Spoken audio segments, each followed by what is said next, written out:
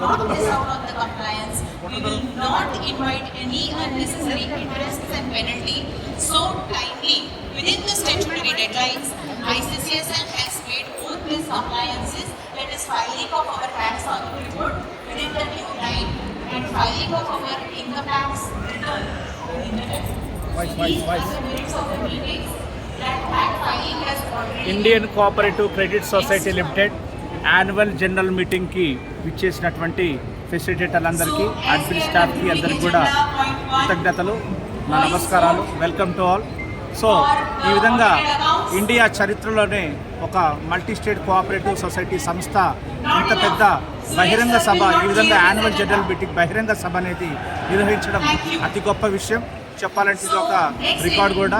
ఇంతవరకు a multi state cooperative society సంస్థ కూడా ఇంత పెద్దగా ఒక బహిరంగ సభ అనేది ఎప్పుడూ కూడా నిర్వహించలేదని నేను చెప్తున్నాను మీకు. సో ఈ సమావేశానికి విచ్చేసినటువంటి ప్రతి ఒక్కరికి కూడా పేరు పేరున ధన్యవాదాలు చెప్తున్నాను.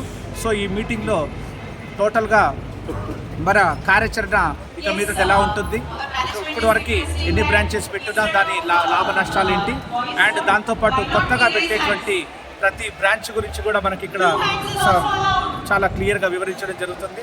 సో ప్రతి ఒక్కరు కూడా ఈ ఇండియన్ కోఆపరేటివ్ క్రెడిట్ సొసైటీ లిమిటెడ్లో జాయిన్ అయ్యి అందరూ కూడా ఆర్థికంగా అభివృద్ధి చెందాలని ఆకాంక్షిస్తూ కోరుకుంటూ అందరికీ నమస్కారం. Thank you very much. Me Maheshwar Gudimetla.